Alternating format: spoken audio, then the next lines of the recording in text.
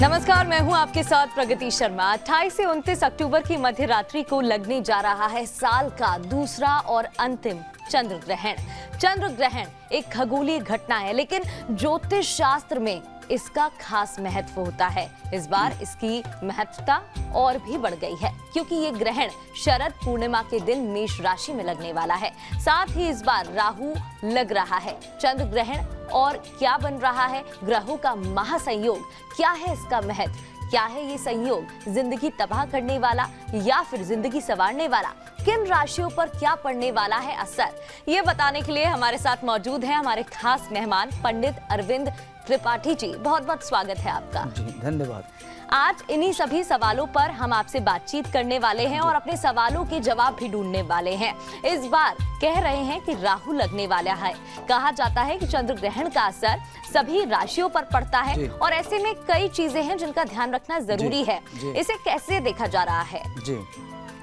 अरविंद जी, सबसे पहले तो आपसे यही जानना चाहेंगे, कहा जा रहा है इस बार राहु में चंद्र ग्रहण लग रहा है। अगर ऐसा है तो इस परिवर्तन को कैसे देखा जा सकता है और इसका असर कितना पड़ेगा? जी देखिए प्रगति, यह वर्ष का अंतिम चंद्र ग्रहण है।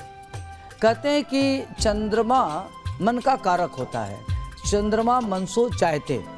जब ये चंद्र ग्रहण लगेगा उस समय स्वाति नक्षत्र होगा और यह मेष राशि पर लगेगा। उस दिन शरद पूर्णिमा होगा, तो खास तौर से जब चंद्र ग्रहण लगेगा तो मेष राशि में चंद्रमा बृहस्पति राहु होगा, सिंह राशि का शुक्र होगा और तुला राशि का सूर्य मंगल बुध होगा, साथ में केतु और कुंभ राशि का शनि होगा। तो जब ये चंद्र ग्रहण लगेगा तो जिन जिन देशों में लगेगा उन देशों पर व्यापक असर पड़ेगा। उसमें भारत में भी यह विजिबल है, दृश्य है। तो कहते हैं कि जब चंद्र ग्रहण लगता है तो चंद्रमा मन का कारक होता है और शरीर 80% शरीर में जल होता है, तो पूरे प्रकृति में इसका जबरदस्त प्रभाव पड़ता है। तो जब चंद्र ग्रहण लगेगा तो जिन जिन देशों में लगेगा सामुद्रिक तूफान आएगा। मन को नियंत्रण में रखने की जरूरत है। सामुद्रिक दुर्घटना होगा और भूस्खलन होगा। पूरे राष्ट्रीय अंतर्राष्ट्रीय स्तर पर उथल पुथल होगा। आर्थिक स्थिति डामाडोल होगी और राष्ट्रीय स्तर पर भी दिक्कतें आएगी।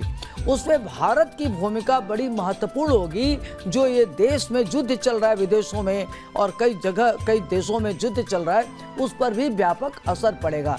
कहते हैं कि चंद्रमा मन सो जाते, क्योंकि जब व्यक्ति निर्णय लेता है तो जब चंद्रमा के साथ राहु होता है तो कहते हैं कि वो कैटलिस्ट का काम करता है। अगर कोई फल 1 गुना देता है तो चंद्रमा के साथ बृहस्पति गज केसरी योग बना रहा है, वहीं बृहस्पति के साथ राहु और चंद्रमा ग्रहण योग बना रहा है। तो वहाँ राहु कैटलिस्ट का काम करके 11 गुना फल को बढ़ा देता है। तो देखा जाए तो इसमें एक गलत निर्णय लेने से युद्ध की स्थिति बनी रहेगी। अनेक देशों में तनातनी की स्थिति बनी रहेगी। उसमें विश्व युद्ध की भी संभावना बनी रह सकती है। बिल्कुल। तो पंडित जी, दूसरा सवाल भी चंद्र ग्रहण से जुड़ा ही होगा। आप बता रहे थे चंद्र ग्रहण का किस तरीके से असर पड़ सकता है और इस बार ग्रहण शरद पूर्णिमा के दिन लग रहा है। तो ऐसे में मैं जानना चाहूंगी कि लोगों के मन में ये भी आशंका होती है पूर्णिमा की शुभता पर कहीं इस बार ग्रहण का असर तो नहीं पड़ेगा? जी देखिए प्रगति, आपने बहुत अच्छा प्रश्न पूछा है। चंद्रमा को कहते हैं कि चंद्रमा मन सो जाते। चंद्रमा मन का कारक होता है, मन के हार हार है, मन के जीते जीत। शरद पूर्णिमा अपने सनातन धर्मों में बहुत बड़ा स्थान रखता है। जब शरद पूर्णिमा होती है तो उस दिन पूरे देश में लोग खीर बनाते हैं और चंद्रमा की प्रकाश में रख देते हैं। कहते हैं कि उस दिन चंद्रमा से अमृत की वर्षा होती है। तो इसमें 3 बातें महत्वपूर्ण है कि चंद्रमा बृहस्पति गज केसरी योग बना रहा है। तो गज केसरी योग के नाते जो खास तौर से जिनका मेष राशि है, इन लोगों को थोड़ा सावधान रहना है। हेल्थ वेल्थ को करके लेकर के सावधान रहना है, नंबर 1। नंबर 2, चंद्रमा के साथ राहु भी बैठा हुआ है जो ग्रहण योग बनाता है, तो मन की विकार हो सकता है, व्यक्ति की मानसिक उद्विग्नता बढ़ सकती है, व्यक्ति डिप्रेशन में आ सकता है। तो मेष राशि वालों के लिए यह ग्रहण बहुत अच्छा नहीं है। तीसरी प्रश्न ये उठता है कि शरद पूर्णिमा के दिन जो खीर बनाई जाए उस खीर को ग्रहण किया जाए कि न किया जाए। तो देखिए कहते हैं कि सूर्य ग्रहण में 12 घंटा पहले सूतक लग जाता है और चंद्र ग्रहण में 9 घंटा पहले सूतक लग जाता है, तो 2 बज के कुछ मिनट से सूतक लग जाता है। तो पूरे अपने समस्त दर्शकों से मेरा आग्रह है कि आप सूतक लगने के पूर्व तुलसी दल तोड़ लें, और जब आप खीर बनाते हैं तो चंद्रमा के प्रकाश में रख करके और खीर में तुलसी दल डाल दें। तुलसी दल डालने से जो उसकी एंटीबैक्टीरियल हो जाता है, तो जब ग्रहण लगेगा तो चंद्रमा में जो अल्ट्रावायलेट रेज निकलती है, जो प्रदूषित किरणें होती हैं, वो उस खीर में विष से बचाएगा, उसको सेफ रखेगा। तो उसमें आप खीर बना सकते हैं, खीर का सेवन भी कर सकते हैं, क्योंकि उस दिन चंद्रमा बृहस्पति एक साथ, ये बड़ा अद्भुत संयोग है, कई महायोग बन रहा है। यह योग अपने आप में बहुत महत्वपूर्ण है।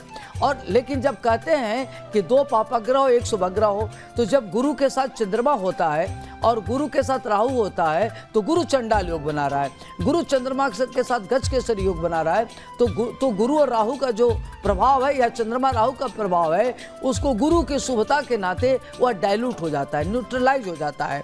तो उसमें खीर आप बनावें, खीर को चंद्रमा के प्रकाश में रखें, खीर का सेवन करें, वह महाऔषधि का काम करेगा, निश्चित रूप से करेंगे, लेकिन तुलसी दल डाल के। और अगर आपके घर में दूध है, दही है, घी है, तो उसमें पहले से तुलसी दल डाल लें। लेकिन ये ध्यान रखें कि तुलसी जब तोड़ना है तो आप सूतक लगने के पूर्व तोड़ें। सूतक में तुलसी को नहीं तोड़ा जाता, मंदिर के कपाट नहीं छुए जाते, मंदिर में नहीं जाते, पूजा पाठ मंदिरों में नहीं करते, लेकिन अपने घर में बैठ के आप मनसा जाप कर सकते हैं। जी बिल्कुल। चलिए, बहुत बहुत शुक्रिया आपका। आगे बढ़ते हुए अब राशिवार जानते हैं कि चंद्र ग्रहण का राशियों पर क्या पड़ने वाला है असर, और उससे बचने के क्या करने पड़ते हैं उपाय। जी गुरुजी, ये तो आपने मेष से लेकर मिथुन राशि तक की जानकारी हमको पहुंचाई। आगे बढ़ते हुए रुख अब कन्या राशि का कर लेते हैं। इन राशिवार के लिए चंद्र ग्रहण कितना असरदायक इस बार रहेगा? जी जी देखिए प्रगति, हमने मेष राशि से लेके सिंह राशि के बारे में विस्तार से बताया। अब आइए हम बात करते हैं कन्या राशि की। जो कन्या राशि की जातक हैं, आज आपको ध्यान रखना है कि आपके रोग और शत्रु बढ़ सकते हैं, षड्यंत्रकारी आपके खिलाफ षड्यंत्र कर सकते हैं, आपके कर्जे बढ़ सकते हैं, और आप बेवजह गलत निर्णय के नाते पेचीदे में फंस सकते हैं। तो आपको इन सब चीज़ों के लेके परेशानी न हो, इसलिए आप प्रथम पूज्य भगवान गणपति की आराधना करें। गंग गणपते नमः, गौरी पुत्राय श्री गणेशाय नमः, भालचंद्राय नमः, विकटाय नमः, और भगवान श्री गणेश को पंचमेवा का खीर अर्पित करें या उनको दुर्वा अर्पित करें, जिससे आपको ग्रहण काल में कोई परेशानी ना आवे।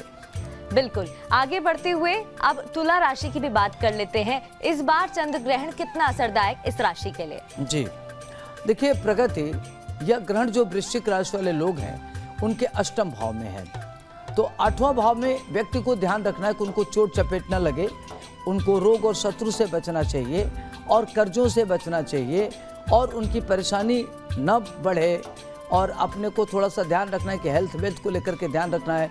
विरोधी सक्रिय हो सकते हैं, अगर आप कोई प्रॉपर्टी खरीदते हैं तो विवादों में फंस सकता है, आपकी लव लाइफ गड़बड़ हो सकती है।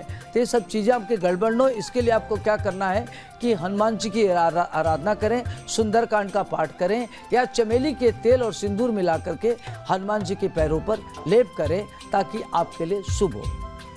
बिल्कुल। चलिए आगे बढ़ते हुए गुरुजी आपसे जानना चाहेंगे अन्य राशियों के बारे में भी। जी प्रगति, अभी तक तो हम लोगों ने बात कर लिया मेष राशि से लेके वृश्चिक राशि तक। अब हम बात करेंगे आगे धनु, मकर, कुंभ, मीन की।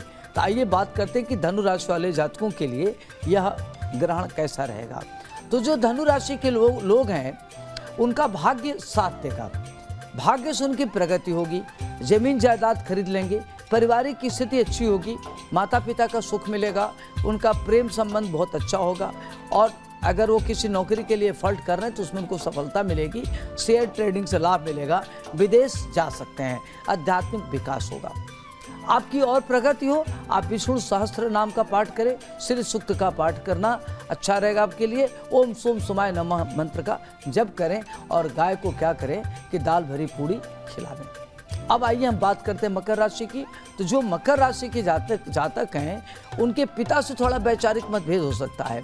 जहां आप नौकरी करते हैं, अधीनस्थ और उच्चस्थ लोगों से आपकी बात विवाद हो सकती है। महिला मित्र के द्वारा आप पर किसी न किसी तरह का एलिगेशन लग सकता है, तो अपने को थोड़ा सा केयरफुल रहें। लेकिन आपके कर्म क्षेत्र में विस्तार होगा, आपकी प्रगति होगी, धन धान की स्थिति अच्छी होगी।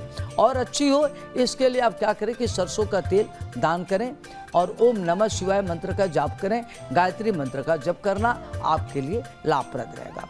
अब हम बात करेंगे कुंभ राशि की। तो जो कुंभ राशि के जातक हैं उनके लिए इनकम का जरिया बढ़ेगा, आर्थिक स्थिति आपकी मजबूत होगी, परेशानियां दूर होंगी, जो आपके रोग और शत्रु हैं परास्त होंगे, षड्यंत्रकारी विफल होंगे, प्रॉपर्टी को लेकर के जो आपकी समस्याएं हैं समाधान होगी। अगर कोई भी वाद विवाद चल रहा होगा तो समाप्त होगा। आपकी स्थिति और अच्छी हो, प्रॉपर्टी में और वृद्धि हो, कंस्ट्रक्शन का काम आगे बढ़ावें। इसके लिए आपको क्या करना है कि 11 बार हनुमान चालीसा का पाठ करें और गाय को रोटी गुड़ खिलावें और भगवान श्री गणेश जी को दुर्वा अर्पित करें। अब आइए हम बात करते हैं अंतिम राशि मीन की। जो मीन राशि वाले जातक हैं, आज आपको ध्यान रखना है कि आपके अंदर बहुत सारी फर्टाइल आइडिया है। तो आप कहीं गलत संस्कारों, कहीं गलत लोगों के साथ न फंस जाएं, कहीं आपकी एक गलत निर्णय आपको परेशानी में न डाल दे। तो आप किसी प्रकार का जोखिम भरा कार्य न लें, किसी स्टैंडर्ड से कोई लेन देन न करें। विदेश जाना चाहते हैं तभी विदेश जाने का प्रोग्राम निरस्त कर दीजिए। आयात निर्यात अभी करने से नुकसान हो सकता है, तभी आपको बचने की जरूरत है। खर्च पर कंट्रोल करें और ये ध्यान रखें कि अगर कोई भी खर्च करते हैं तो धार्मिक कार्यों पर करें और निर्माण कार्यों पर धन खर्च करें। कर्जा अर्जा न लें, नहीं तो आप परेशानियों में पड़ सकते हैं। इसके लिए आपको क्या करना है कि आपको कोई परेशानी न हो, श्री सूक्त का पाठ करें, भगवान श्री विष्णु जी की आराधना करें। ओम नमो भगवते वासुदेवाय नमः, ओम परमात्मने नमः या ओम श्रीं श्रीये नमः, इस मंत्र का जप करना आपके लिए श्रेयस्कर रहेगा। बिल्कुल, तो ये तो थी राशि की जानकारियां। इस बार राशिवार पर चंद्र ग्रहण अगर पड़ रहा है तो उसका कितना असर पड़ सकता है, और अगर असर पड़ रहा है तो किस तरीके से वो नियम का पालन करके इस असर को कम कर सकते हैं। बहुत बहुत शुक्रिया आपका।